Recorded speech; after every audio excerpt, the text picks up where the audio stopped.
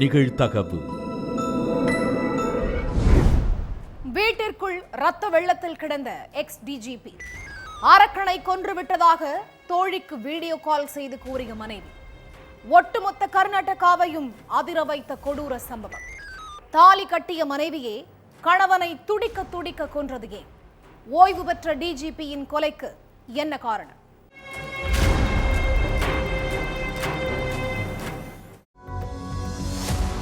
சாயங்காலம் 5 மணி இருக்கும்.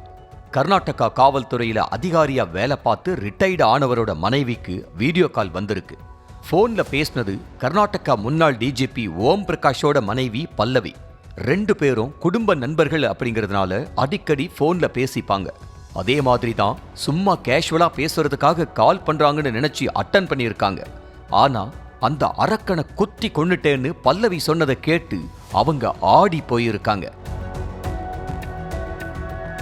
அதுக்கப்புறம் ஓம் பிரகாஷோட வீட்டுக்கு போய் பார்த்தப்ப அவரு ரத்த வெள்ளத்துல இறந்து கிடந்திருக்காரு.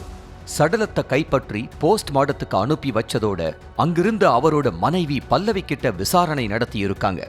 அப்பதான் ஓம் பிரகாஷ் கொலைக்கு பின்னாடி இருக்கிற விஷயமே போலீஸுக்கு தெரிய வந்திருக்கு.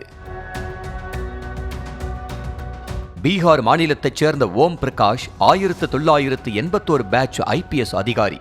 கர்நாடக மாநில காவல்துறையில பல முக்கிய பதவிகள் வகிச்ச ஓம் பிரகாஷ் அம்மாநில டிஜிபியா 1 வருஷம் பணியாற்றி இருக்காரு. கடந்த 2016 ரிட்டையர்டு ஆனதுக்கு அப்புறம் பெங்களூரு தென்கிழக்கு பகுதியில HSR லே அவுட் ஏரியாவில் உள்ள தன்னோட வீட்டுல மனைவி பல்லவி, மகள் கிருத்தி, மகன் கார்த்திகேஷோட வாழ்ந்துட்டு வந்திருக்காரு. கர்நாடகாவில் உள்ள உத்தர கன்னடாவில் ஓம் பிரகாஷ் 15 வருஷத்துக்கு முன்னாடி வேலை பார்த்திருக்காரு. அப்ப தண்டேலி பக்கத்துல கொஞ்சம் இடம் வாங்கி அதை தன்னோட தங்கச்சி பேருக்கு பத்திரப்பதிவு பண்ணி கொடுத்திருக்காரு. அதுக்கப்புறம் அதே தண்டேலிலையும் வேற ஒரு சில பகுதியிலையும் இடம் வாங்கி தன்னோட மனைவி பேருக்கு கொஞ்சம், மகன் பேருக்கு கொஞ்சம்னு இருக்கிற சொத்து பத்துகளை எல்லாருக்குமே பிரிச்சு எழுதி கொடுத்ததா சொல்லப்படுது. ஆனா அவரோட தங்கச்சிக்கு பத்திரப்பதிவு செஞ்சு கொடுத்த இடத்தோட மதிப்பு ஒரு சில ஆண்டுகள்லயே பல மடங்கு அதிகரிச்சு அங்க அவங்க சந்தன மர தோட்டம் அமைச்சு செல்வ செழிப்பா வாழ்ந்துட்டு இருக்கிறதா சொல்லப்படுது. அப்பத்திலிருந்துதான் ஓம் பிரகாஷுக்கும் மனைவி பல்லவிக்கும் இடையே பூகம்பம் வெடிக்க ஆரம்பிச்சிருக்கு. உங்க தங்கச்சிக்கு நீங்க கொடுத்த இடம் நமக்கு சொந்தமானது, அது நம்ம பிள்ளைகளுக்கு சேர வேண்டிய இடம், அவங்க கிட்ட திரும்ப கேட்டு இடத்தை நம்ம பேருக்கு மாத்துங்கன்னு மனைவி பல்லவி கணவர் ஓம் பிரகாஷ் கிட்ட கடந்த சில வருடமாவே சொல்லிக்கிட்டு இருந்திருக்காங்க. ஆனா உங்களுக்கும் நம்ம பசங்களுக்கும் தனித்தனியா சொத்து எழுதி வச்சுட்டேன், என் தங்கச்சிக்கு நான் கொடுத்த இடத்தை பத்தி இனிமே பேசாதன்னு கட் அண்ட் ரைட்டா சொல்லி இருக்காரு ஓம் பிரகாஷ். ஆனாலும் இந்த விஷயம் 10 வருஷமாவே கணவன் மனைவிக்குள்ள தீராத பிரச்சனையா இருந்துட்டு வந்திருக்கு.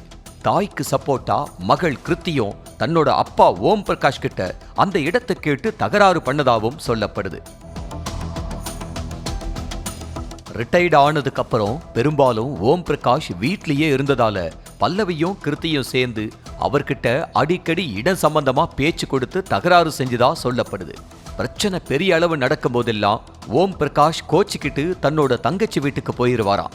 அடுத்து 2-3 நாளோ இல்ல 1 வாரம் கழிச்சோதான் திரும்ப வீட்டுக்கு வருவாராம். இப்படியே சண்டை சமாதானம்னு போயிட்டு இருந்த நிலையில கடந்த 4 நாளைக்கு முன்னாடி ஓம் பிரகாஷுக்கும் அவரோட மனைவி பல்லவிக்கும் இடையில திரும்பவும் அந்த இடம் சம்பந்தமா பிரச்சனை வந்திருக்கு. அப்ப ஓம் பிரகாஷ் கோச்சிக்கிட்டு தன்னோட தங்கச்சி வீட்டுக்கு போயிருக்காரு. 2 நாளைக்கு அப்புறம் பல்லவியும் கிருத்தியும் சேர்ந்து ஓம் பிரகாஷ அவரோட தங்கச்சி வீட்டில இருந்து கூப்பிட்டு வந்திருக்காங்க. வீட்டுக்கு வந்த 2வது நாள் சாயங்காலம் திரும்பவும் அதே இடம் சம்பந்தமா கணவன் மனைவிக்குள்ள தகராறு வந்திருக்கு. அப்ப என் தங்கச்சிய பத்தியும் என் தங்கச்சிக்கு நான் கொடுத்த இடத்தை பத்தியும் நீ பேசவே கூடாதுன்னு சொல்லி மனைவி பல்லவிய ஓம் பிரகாஷ் கண்டிச்சதா சொல்லப்படுது. அப்ப ஆத்திரமடைஞ்ச பல்லவி வீட்ல இருந்த மிளகாய் பொடியை எடுத்து ஓம் பிரகாஷோட முகத்திலேயே வீசி இருக்காங்க.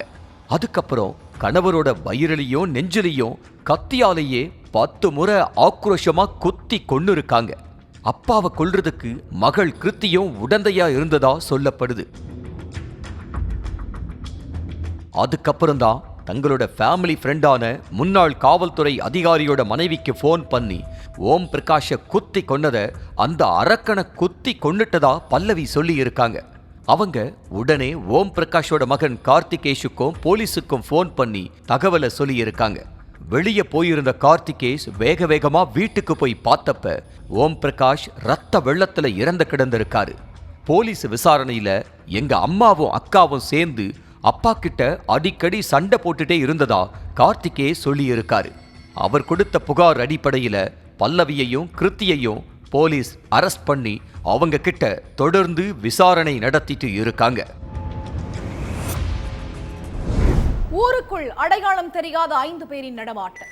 மாலையில் நடமாடிய அதே 5 பேர் இரவு நேரத்தில் தகன மேடையில் பூஜை. ஆடு, பன்றி, கோழியை அறுத்து பூஜை செய்த 3 பேரை சுற்றி வளைத்த இளைஞர்கள். மனித எலும்புகள் இருந்த மஞ்சப்பையை வீசிவிட்டு 2 தப்பி ஓட்டம். தகன மேடை அருகே பால் பாட்டில் கிடந்ததாக கூறப்படும் நிலையில் குழந்தை நரபலி கொடுக்கப்பட்டதா? சென்னையிலிருந்து திருவண்ணாமலைக்கு வந்து ஏன் நரபலி கொடுக்க வேண்டும்? பின்னணி என்ன?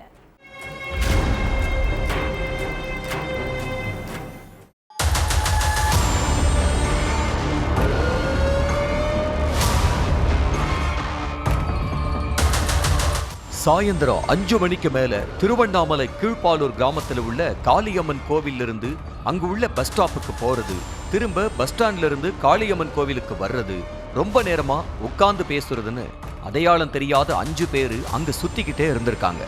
இவங்கெல்லாம் யாரு, எதுக்காக நம்ம கிராமத்துல நடமாடுறாங்க, முன்ன பின்ன ஊருக்குள்ள இவங்களை பார்த்ததே இல்லையேன்னு கிராம மக்கள் யோசிச்சிருக்காங்க. ஆனாலும் பெருசா கண்டுக்கல. அடுத்து நைட்டு 11 மணி இருக்கும். அதே 5 பேரு கைகள்ல 6 சாக்கு மூட்டைகளோட காளியம்மன் கோவிலை நோக்கி போயிருக்காங்க. அப்ப ஊர் முக்கல பேசிட்டு இருந்த இளைஞர்கள், இவங்க சாயந்தரம் நடமாடினவங்க தான், இந்த நேரத்துல சாக்கு மூட்டைகளோட எங்க போறாங்க, என்னவா இருக்கும்னு அவங்களுக்குள்ளேயே பேசியிருக்காங்க. அப்பவும் சரியா கண்டுக்கல. ஆனா அடையாளம் தெரியாத அந்த 5 பேரும் காளியம்மன் கோவில் பக்கத்துல போன கொஞ்ச நேரத்திலேயே பூசை செய்யற மாதிரி சவுண்டு கேட்டிருக்கு.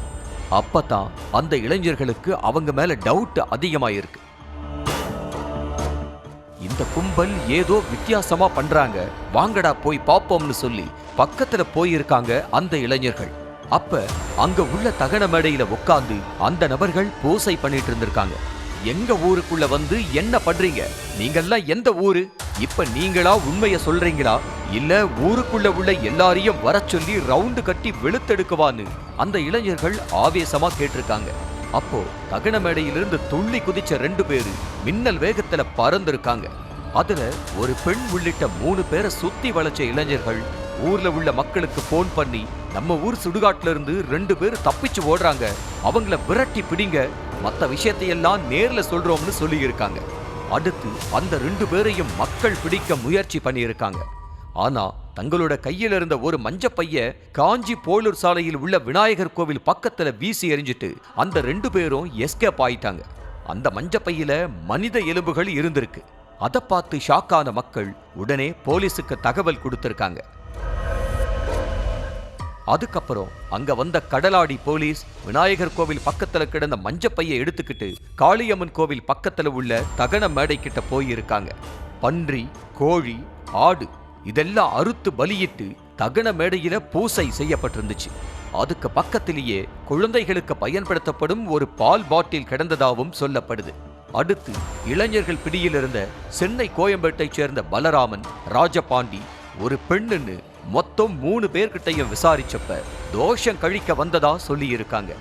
ஆனா ஊர்ல உள்ள மக்கள் என்ன சொல்றாங்கன்னா, சம்பவத்தன்னைக்கு சாயந்தரம் 5 பேரும் பஸ் ஸ்டாப்ல உட்கார்ந்து இருந்தப்ப அவங்க கையில ஒரு குழந்தை இருந்ததாவும், நைட்டு மயானத்துக்கு போறப்ப கூட அந்த குழந்தை அவங்க கிட்ட இருந்ததாவும், பூசை நடந்ததுக்கு அப்புறத்துல இருந்துதான் அந்த குழந்தைய ஆள காணோம்னு சொல்றாங்க.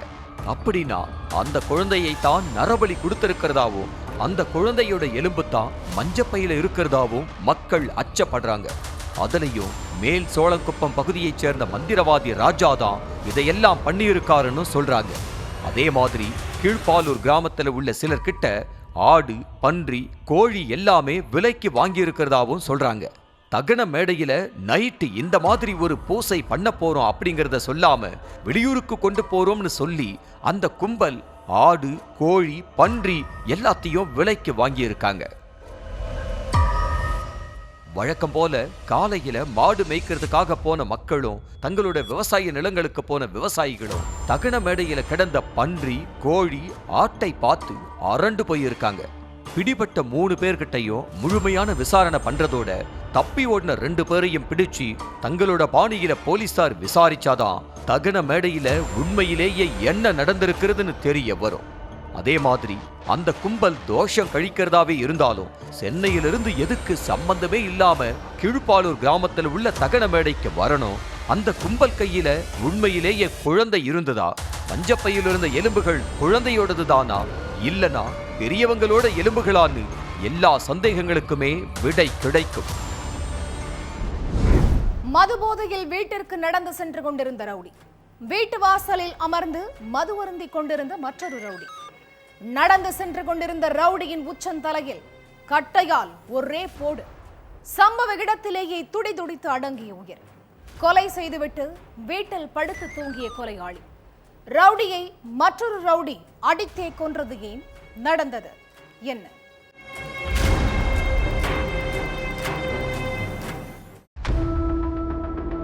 மது போதையில வீட்டுல ஆழ்ந்து தூங்கிட்டு இருந்த தமிழரசனை போலீஸ் தட்டி எழுப்பி இருக்காங்க. அரை போதையில இருந்த தமிழரசன், எதுக்கு சார் என்ன எழுப்புனீங்கன்னு கேட்டதுக்கு, சத்தம் போடாம கொலை பண்ணிட்டு வந்து இங்க நல்ல பிள்ளை மாதிரி நடிச்சிட்டு இருக்கியான்னு கோபமா பேசி இருக்காங்க. நான் கொலை பண்ணனா? அதெல்லாம் இல்ல சார், யாரோ உங்ககிட்ட தப்பா சொல்லியிருக்காங்கன்னு பதற்றத்தோடவே பதில் சொல்லியிருக்காரு தமிழரசன். அப்போ அபினேஷ கட்டையால் அடிச்சது நீதானன்னு கேட்டதுக்கு, ஆமா சார் நான் தான் அடிச்சேன்னு தமிழரசன் சொல்லியிருக்காரு. அபினேஷ அடிச்சே கொன்னதுக்காக தான் உன்னை அரெஸ்ட் பண்றோம்னு போலீஸ் சொன்னதுக்கு அப்புறம் தான் போதையில கட்டையால அடிச்சதுல அபினேஷுடைய உயிர் பறி போயிருச்சு அப்படிங்கிற விஷயமே தமிழரசனுக்கு புரிஞ்சிருக்கு. மதுரை உலகநேரி ராஜீவ்காந்தி நகரை சேர்ந்த அபினேஷ் ஆட்டோ ஓட்டிட்டு இருந்திருக்காரு. அதே ஏரியாவை சேர்ந்த தமிழரசன் லோடு மேனா வேலை பார்த்துட்டு இருந்திருக்காரு.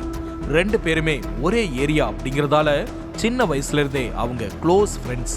2 பேர் மேலையும் கொலை, அடிதடின்னு ஏகப்பட்ட வழக்குகள் நிலுவையில் இருக்கு. 2 பேருமே தங்களுடைய வீட்டுல ஜல்லிக்கட்டுக்காக காளை மாடு வளர்த்திருக்காங்க. கடந்த சில வருஷங்களுக்கு முன்னாடி நடந்த ஜல்லிக்கட்டு போட்டியப்போ தமிழரசனுடைய காளைய ஜல்லிக்கட்டு வீரர்கள் ஒரு சிலர் சேர்ந்து ரொம்ப சீக்கிரமே அடக்கியிருக்காங்க. அப்போ என்னடா உன் காளை இவ்வளவு மொக்கையா இருக்கு, அது இதுன்னு சொல்லி தமிழரசனுடைய காளைய பத்தி அபினேஷ் கிண்டல் பண்ணி பேசினதா சொல்லப்படுது. காளைய பத்தி எதுவும் பேசாதடான்னு தமிழரசன் சொல்லியிருக்காரு. ஆனா அத காதுல வாங்காத அபினேஷ் தொடர்ந்து நக்கலாவே பேசிட்டு இருந்திருக்காரு. அடுத்து 2 பேருக்கும் இடையில வாக்குவாதம் ஏற்பட்டு கொஞ்ச நேரத்துல அது கை கலப்பா மாறியிருக்கு. அப்போ அபினேஷ் சர மாரியா அடிச்சதுல தமிழரசனுக்கு பலத்த காயம் ஏற்பட்டு கிட்டத்தட்ட 6 மாசமா ஹாஸ்பிட்டல்ல அட்மிட் ஆகி சிகிச்சை பெற்று அதுக்கப்புறம் தான் தேறி வந்திருக்காரு. அந்த பிரச்சனையிலிருந்தே 2 பேருக்கும் நடுவுல பகை உருவாகி இருக்கு. 2 பேரும் ஒரே ஏரியாங்கிறதால அடிக்கடி சந்திச்சுக்கிற சூழ்நிலையும் ஏற்பட்டிருக்கு. அப்பெல்லாம் 2 பேரும் மாறி மாறி முறைச்சுக்கிட்டே தான் இருந்திருக்காங்க. இந்த நிலையில மது போதையில வீட்டுக்கு வந்த அபினேஷ் கொஞ்சம் தள்ளி தன்னோட ஆட்டோவை நிறுத்திட்டு வீட்டுக்கு நடந்து போயிட்டு இருந்திருக்காரு. தமிழரசனுடைய வீட்டை தாண்டி தான் அபினேஷ் வீட்டுக்கு போகணும். அபினேஷ் நடந்து போயிட்டு இருந்தப்போ தமிழரசன் தன்னோட வீட்டு வாசல்ல உட்கார்ந்து மது அருந்திட்டு இருந்ததா சொல்லப்படுது. அப்போ அபினேஷ் தமிழரசனை பார்த்து உருமுறை மாதிரி வித்தியாசமா சவுண்ட் எழுப்பி இருக்காரு. அதோட அவரை கிண்டல் பண்ற மாதிரி பேசினதாவும் சொல்லப்படுது. என்ன பார்த்தே உருமுறையா, என்ன பார்த்தா உனக்கு அவ்வளவு கேவலமா இருக்கான்னு கேட்டு கொதிச்செழுந்த தமிழரசன் அபினேஷ அடிக்க பாஞ்சிருக்காரு. 2 பேருமே மது போதையில இருந்ததால கொஞ்சம் கூட நிதானமே இல்லாம மாறி மாறி அடிச்சு உருண்டிருக்காங்க. அப்போ கீழே கிடந்த கட்டையை எடுத்த தமிழரசன், என்னைய பார்த்தா உருமுறன்னு ஆவேசமா கேட்டு அபினேஷுடைய நடு மண்டையிலேயே ஓங்கி ஓங்கி அடிச்சிருக்காரு. இதுல சுருண்டு விழுந்த அபினேஷ் அந்த இடத்திலேயே துடிதுடிச்சு இறந்து போயிட்டாரு. ஆனா அபினேஷ் மயங்கி தான் விழுந்திருக்கான்னு நினைச்சு தமிழரசன் வீட்டுக்கு போய் படுத்து தூங்கி இருக்காரு. தகவல் தெரிஞ்சு சம்பவ இடத்துக்கு போன போலீஸ் அபினேஷுடைய சடலத்தை கைப்பற்றி போஸ்ட்மார்ட்டத்துக்கு அனுப்பி வச்சாங்க. கொலை பண்ணது யாருன்னு கண்டுபிடிக்க விசாரணையில இறங்கினாங்க. டெட் பாடி கிடந்த இடத்துக்கு பக்கத்துல உள்ள வீடு யாரோடது என்ன ஏதுன்னு விசாரிச்சப்பதான் போலீஸுக்கு இன்னொரு விஷயம் தெரிஞ்சிருக்கு. அந்த வீட்டுல தமிழரசன் தான் இருக்காரு அப்படிங்கிறதும் அவருக்கும் இறந்து கிடக்கிற அபினேஷுக்கும் முன் விரோதம் இருக்குன்னு அக்கம் பக்கத்துல உள்ளவங்க சொல்லி இருக்காங்க. அதன் அடிப்படையில தமிழரசனை பிடிக்க போலீஸ் அவருடைய வீட்டுக்கு போயிருக்காங்க. அப்போ எதுவுமே நடக்காத மாதிரி வீட்டுல படுத்து தூங்கிட்டு இருந்திருக்காரு தமிழரசன். அவரை எழுப்பி விசாரிச்சப்போ நான் போதையில அடிச்சிட்டேன், ஆனா அபினேஷ் இறந்துருவாருன்னு நான் நினைக்கல, என்ன விட்டுருங்கன்னு சொல்லி போலீஸ் கிட்ட அழுது கெஞ்சி இருக்காரு. கொலை பண்ணதுக்கு அப்புறம் இப்படி கண்ணீர் வடிச்சு என்ன பலன்னு கேட்ட போலீஸ் தமிழரசனை அரெஸ்ட் பண்ணி ஜெயில அடைச்சிட்டாங்க.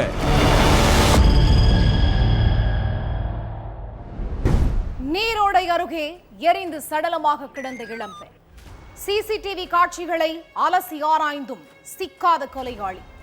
போலீசில் சிக்கக்கூடாது என்பதற்காக பைக்கில் அங்கும் இங்கும் அடிக்கடி சென்று வந்த இளைஞர். தான் ஒன்று நினைக்க தெய்வம் ஒன்று நினைக்கும் என்பது போல் பைக்கில் அடிக்கடி சென்று வந்ததாலேயே தொக்காக சிக்கிய இளைஞர். இளம்பெண்ணை இளைஞர் கொலை செய்தது ஏன்? பின்னணி என்ன?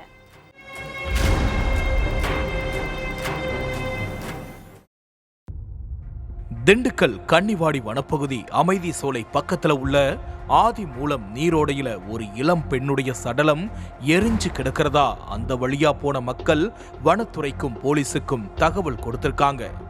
அடுத்து அங்க வந்த போலீஸ் 60 அடி பள்ளத்துல பாதி எரிஞ்சும் எரியாமலும் கிடந்த அந்த பெண்ணுடைய சடலத்தை மீட்டு போஸ்ட்மார்ட்டத்துக்காக மருத்துவமனைக்கு அனுப்பி வச்சுட்டு விசாரணையில இறங்கியிருக்காங்க. அப்போ நீரோடை போற வழியில பைக் சக்கரத்துடைய தடம் பதிஞ்சிருந்தது. கார் வந்துட்டு போன மாதிரி எந்த தடயமுமே இல்ல. அதனால கருமத்தம்பட்டியில இருந்து பன்றி மலைக்கு போகக்கூடிய எல்லா கடைகள்லயும் இருந்த சிசிடிவி கேமராக்களை செக் பண்ணி இருந்திருக்காங்க. அதுல ஒரே ஒரு பைக்ல மட்டும் போகும்போது ஒரு இளைஞரும் ஒரு இளம் பெண்ணும் 2 பேரா போயிருக்காங்க. ஆனா திரும்பி வரும்போது அந்த இளைஞர் மட்டும் பைக்ல வந்திருக்கிறது பதிவாகி இருந்துச்சு. ஒருவேளை அந்த பொண்ணு சொந்தக்காரங்க வீட்டுக்கு போயிருக்கலாம், அதனால அந்த இளைஞர் தனியா வந்திருக்கலாம்னு நினைச்சு போலீஸ் அதை கண்டுக்கல. ஆனா அதே இளைஞர் சம்பவம் நடந்த நாள்ல இருந்து தொடர்ந்து அந்த சாலை வழியா அடிக்கடி வர்றதும் போறதுமா இருந்திருக்காரு. எதுக்காக இந்த இளைஞர் அடிக்கடி போறாரு? ஒருவேளை அந்த இளைஞர் வேலை பார்க்கிற இடம் அந்த பகுதியில இருக்குதா, இல்ல அந்த இளைஞரோட வீடு அங்க இருக்குதான்னு போலீஸுக்கு பல சந்தேகங்கள் வந்திருக்கு. அது வரைக்கும் அந்த இளைஞருடைய பைக் நம்பரை நோட் பண்ணாத போலீஸ் அடுத்துதான் அந்த இளைஞருடைய பைக் நம்பரையே நோட் பண்ணியிருக்காங்க. அதுல பைக் சானார்பட்டி பக்கத்துல எமக்கல்லாபுரத்தை சேர்ந்த இளைஞர் பிரவீனோடதுன்னு தெரிய வந்திருக்குது. அதுக்கு பிறகு அந்த இளைஞருடைய வீட்டுக்கு போய் விசாரணைக்காக அழைச்சிருக்காங்க போலீஸ். சார், என்ன எதுக்கு விசாரணை கூப்பிடுறீங்க? நான் என்ன செஞ்சேன்னு எகிறுன இளைஞருடைய முகமே காட்டி கொடுத்துருச்சு. இளம்பெண் மரணத்துக்கும் அந்த இளைஞருக்கும் சம்பந்தம் இருக்கு அப்படிங்கிறத. அடுத்து இளைஞர்கிட்ட ஸ்பெஷல் விசாரணை நடந்தது. அப்பதான் எரிஞ்சு கிடந்த பொண்ணு யாரு, அந்த பொண்ணுக்கும் அவருக்கும் என்ன சம்பந்தம்னு எல்லா உண்மையும் வெளியில வந்திருக்குது. மதுரையில உள்ள ஒரு ஆசிரமத்துல வளர்ந்தவங்க தான் 22 வயசு இளம்பெண் மாரியம்மாள். பிரவீனும் மாரியம்மாளும் ஒரே டெலிமார்க்கெட்டிங் நிறுவனத்துல வேலை பார்த்துட்டு இருந்திருக்காங்க. அப்போ மாரியம்மாள் மேல பிரவீனுக்கு காதல் மலர்ந்திருக்குது. பிரவீன் ப்ரப்போஸ் பண்றப்போ எனக்குன்னு எந்த சொந்த பந்தமும் கிடையாது, நானே ஆசிரமத்துல தான் வளர்ந்தேன், அதனால காதலிச்சு ஏமாந்து போக எனக்கு விருப்பம் இல்லைன்னு சொல்லியிருக்காங்க மாரியம்மாள். ஆனா நீதான் என்னோட உயிர், கண்டிப்பா உன்னைதான் நான் மேரேஜ் பண்ணிக்கவன்னு சத்தியம் பண்ணியிருக்காரு பிரவீன். சத்தியம் பண்றதெல்லாம் பிரவீனுக்கு சக்கரை பொங்கல் மாதிரி அப்படிங்கிறது மாரியம்மாளுக்கு அப்போ தெரியல. அதனால பிரவீனை நம்பி காதலுக்கு ஓகே சொல்லியிருக்காங்க. அடுத்து நிறைய முறை 2 பேரும் தனிமையில இருந்திருக்காங்க. அதனால 2 முறை கர்ப்பமாகி இருக்காங்க மாரியம்மாள்.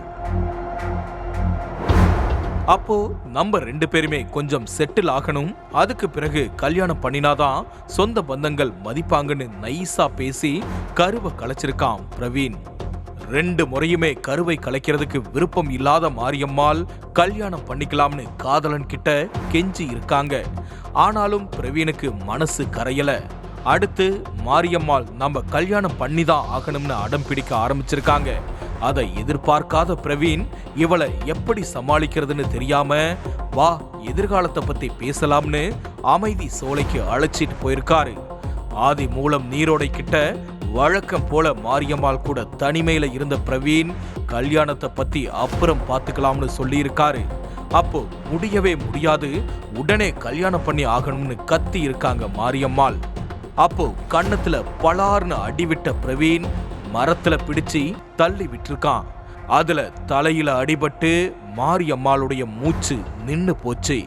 அப்படியே சடலத்தை போட்டுட்டு பைக்ல பறந்துட்டான் பிரவீன். சிசிடிவி கேமராவை செக் பண்ணினா நம்ம கூட வந்தது மாரியம்மாள் தான் தெரிஞ்சிருமே, நாம சிக்கிருவோமேன்னு பயந்த பிரவீன் வீட்டுக்கு போயிட்டு திரும்பவும் பைக்கை எடுத்துக்கிட்டு நீரோடை பக்கம் வந்திருக்காரு. பைக்ல இருந்த பெட்ரோலை பிடிச்சு மாரியம்மாள் மேல ஊத்தி தீய பத்த வச்சுட்டு அங்க இருந்து மறுபடியும் வீட்டுக்கு போயிருக்காரு. அடுத்து போலீஸ்ல பிடிபடாம இருக்கணும் அப்படிங்கிறதுக்காக அடிக்கடி தேவையில்லாம அந்த வழியா பைக்ல போயிட்டு வந்திருக்காரு. அப்படி அடிக்கடி போயிட்டு வந்ததுதான் போலீஸுக்கு சந்தேகத்தையே ஏற்படுத்த போகுது. அதனாலேயே தொக்கா சிக்க போறோம்னு பிரவீனுக்கு தெரியாம போச்சு. காதலியுடைய உயிரை குடிச்சிட்டு 1 வாரமா போலீஸுக்கு டிமிக்கி கொடுத்த பிரவீன் இப்போ சிறையில கம்பி எண்ணிட்டு இருக்கான். வீட்டின் முன் கட்டிலில் படுத்து தூங்கிக் கொண்டிருந்த இளைஞர் நடுராத்திரியில் பற்றி எறிந்த கட்டிலோடு சேர்த்து இளைஞரும் கரிக்கட்டையான பரிதாபம். மகனை யாரோ உயிரோடு எரித்து கொன்று விட்டதாக கதறி எழுத தாயின் கண்ணீரும் கதறலும் வெறும் நாடகம் என விசாரணையில் தெரிய வந்ததால் அதிர்ச்சி. 10 மாதம் சுமந்து பெற்ற மகனை தாயே உயிரோடு கொளுத்தியது ஏன்? நடந்தது என்ன?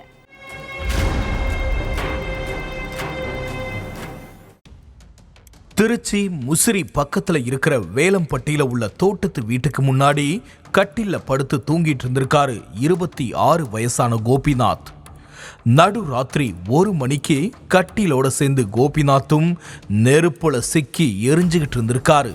இதை பார்த்து அவருடைய அம்மா செல்வி கத்தி கூச்சல் போட்டிருக்காங்க. தோட்டத்து வீடுங்கிறதால பக்கத்துல எந்த வீடுமே இல்லை. அதனால செல்வியோட அலறல் சத்தம் யாருக்கும் கேட்கல. ஒரு வழியா கொஞ்ச நேரத்துக்கு அப்புறம் அக்கம் பக்கத்துல உள்ள சிலர் அங்க வந்து தீய அணைச்சிருக்காங்க. ஆனா அதுக்குள்ள தீயில கருகி கரிக்கட்டையாகி இருக்காரு கோபிநாத். விஷயம் தெரிஞ்சு சம்பவ இடத்துக்கு வந்த போலீஸ் கோபிநாத் தூங்கிட்டு இருந்தப்போ அவரை உயிரோட வச்சு கொளுத்துனது யாருன்னு கண்டுபிடிக்க விசாரணையில இறங்கினாங்க. செல்போன் சிக்னல், சிசிடிவி கேமரான்னு எல்லா கோணத்திலையும் விசாரிச்சு பார்த்தும் தோட்டத்துக்குள்ள வேற யாரும் வந்து போனதுக்கான எந்த தடயமும் இல்லை. நைட்டு நேரம் தோட்டத்துக்கு யாருமே வந்துட்டு போகலன்னா வேற யாரு கோபிநாத்தை எரிச்சிருப்பாங்கன்னு போலீஸ் தீவிரமா யோசிச்சுட்டு இருந்தப்போ அவங்களுடைய சந்தேக பார்வை கோபிநாத்துடைய அம்மா செல்வி மேல திரும்பிச்சு. அதுக்கப்புறம் அவங்க கிட்ட கிடுக்குப்பிடி விசாரணை நடத்தினப்பதான் உயிர் கொடுத்த தாயே உயிரை பறிச்சுக்கிட்ட விஷயம் தெரிய வந்துச்சு.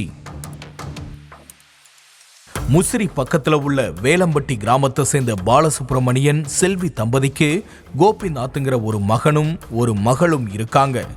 4-5 வருஷத்துக்கு முன்னாடி பாலசுப்ரமணியன் இறந்துட்டாரு. அவங்க மகள் சென்னையில உள்ள ஒரு காலேஜ்ல படிச்சிட்டு இருந்திருக்காங்க. அதனால தாய் செல்வியும் மகன் கோபிநாத்தும் மட்டும் வேலம்பட்டியில உள்ள தோட்டத்து வீட்டுல வாழ்ந்துட்டு இருந்திருக்காங்க. டிப்ளமோ படிச்சு முடிச்ச கோபிநாத் 26 வயசாகியும் ஒழுங்கா வேலைக்கு போகாம எப்ப பார்த்தாலும் குடிச்சிட்டு சும்மா ஊர் சுத்திட்டே இருந்திருக்கான். பிசினஸ் பண்றேங்கிற பேர்ல பல லட்சங்களை வீணடிச்சிட்டதாகவும் சொல்லப்படுது. இதுக்கிடையில குடியிருக்கிற வீட்டை வித்து அதுல கிடைக்கிற பணத்தை வச்சு டிராவல்ஸ் நடத்த போறேன்னு சொல்லிட்டே இருந்திருக்காரு. அதுக்காக உடனே வீட்டை வித்து பணத்தை தாங்கன்னு தாய் செல்வி கிட்ட நச்சரிச்சுக்கிட்டே இருந்திருக்காரு. ஆனா குடியிருக்கிற வீட்டையும் உன்னை நம்பி வித்துட்டு நடுத்தெருவில் நிக்க சொல்றியா? எனக்கு இன்னொரு பொம்பளை பிள்ளை வேற இருக்கு, உன்னை பத்தி மட்டும் யோசிச்சுட்டு இருக்க முடியாதுன்னு கட் அண்ட் ரைட்டா சொல்லியிருக்காங்க செல்வி. ஆனா அம்மா சொன்ன விஷயத்த காதுல வாங்கிக்காம தினமும் குடிச்சிட்டு வந்து வீட்டை வித்து பணம் தரணும்னு சொல்லி சண்டை போட்டுக்கிட்டே இருந்திருக்காரு. இதுக்கிடையில கோபிநாத் திருட்டுத்தனமா ஒரு வேலை பார்த்திருக்காரு. நாமக்கல் சேந்தமங்கலம் பக்கத்துல உள்ள அம்மாச்சி பாளையத்துல இவங்களுக்கு சொந்தமான இடம் இருக்கு.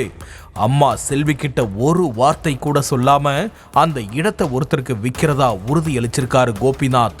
அது மட்டும் இல்லாம அந்த நிலத்தை விற்கிறதுக்கான முன்பணமா 9 லட்சம் ரூபாயை வாங்கி அந்த காசுல தினமும் நல்லா மூக்கு முட்டை குடிச்சிட்டு ஊதாரித்தனமா செலவு பண்ணிட்டு இருந்திருக்காரு. இந்த விஷயம் தெரிஞ்சு கோபப்பட்ட தாய் செல்வி, யாரை கேட்டு நிலத்தை விற்கிறேன்னு சொல்லி பணத்தை வாங்கியிருக்க, உன்னை கேட்க யாருமே இல்லைன்னு நினைச்சிட்டு இருக்கியான்னு கேட்டு சத்தம் போட்டிருக்காங்க. ஆனா அப்பவும் அடங்காத கோபிநாத், பூர்வீக இடத்தையும் விற்பேன், இப்ப குடியிருக்கிற இந்த வீட்டையும் வித்துருவன்னு திமிரா பேசிட்டு மது போதையில கட்டில்ல படுத்து தூங்கிட்டு இருந்திருக்காரு. அப்போ நைட்டு 12 மணிக்கு ஆழ்ந்து தூங்கிட்டு இருந்த கோபிநாத்துடைய கழுத்தை கோடாரியால வெட்டி இருக்காங்க. ரத்தம் கொட்டி வழியில துடிச்சிட்டு இருந்தவர் மேல டீசலை ஊத்தி நெருப்ப பத்த வச்சிருக்காங்க தாய் செல்வி. கொழுந்து விட்டு எரிஞ்ச நெருப்புல சிக்கி கோபிநாத் கொஞ்ச நேரத்திலேயே துடிதுடிச்சு இறந்துட்டாரு. ஆனா தீய பத்த வச்சுட்டு கொஞ்ச நேரம் கழிச்சு வேற யாரோ என் மகனை தீ வச்சு கொளுத்திட்ட மாதிரி அழுது நடிச்சு நாடகம் ஆடியிருக்காங்க தாய் செல்வி. போலீஸ் விசாரணையில எல்லா உண்மையும் வெட்ட வெளிச்சமானதால மகனை கோடாரியால வெட்டியும் தீ வச்சு கொளுத்தையும் கொடூரமா கொன்னுட்டு நாடகம் ஆடின தாய் செல்விய கைது பண்ணி சிறையில் அடைச்சிட்டாங்க. 10 மாசம் வயிற்றுல சுமந்து உயிர் கொடுத்த தாயே மகனுடைய உயிரை பறிச்ச சம்பவம் திருச்சி மாவட்ட மக்கள் மத்தியில அதிர்ச்சியை ஏற்படுத்தி இருக்கு. ஒவ்வொரு குற்றங்களின் முடிவும் சட்டத்தின் கையில். விசாரணை தொடரும். பார்க்கலாம் அடுத்த நிகழ்தகவில்.